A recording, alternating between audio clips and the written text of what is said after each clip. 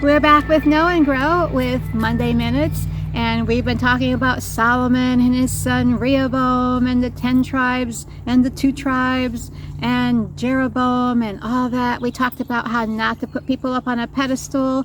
We talked about how waiting for God's timing, like Israel wanted a king and it wasn't time for it, but God gave it to them, and how Jeroboam and Rehoboam and that whole mess with wanting their load to be lighter, and Rehoboam said, no, we're going to make it worse for you. We talked about how Solomon laid a heavy load on the people, heavy taxation and heavy burdens. And today we're going to talk about what God said for the kings not to do. God gave some instructions for the kings not to do, and one of them was, well, let's just read the whole verse.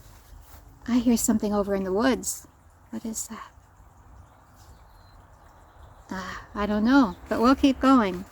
Okay, we're going to read from Deuteronomy 17, 16 and 17, and this is from the ESV, which I said is a good version.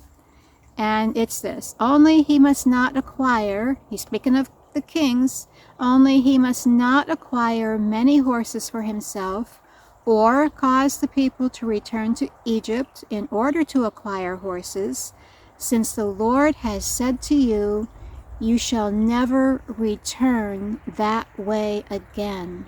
Remember, they had been delivered from 400 years of bondage in Egypt. Okay, and on to verse 17, we're in Deuteronomy 17:17 now.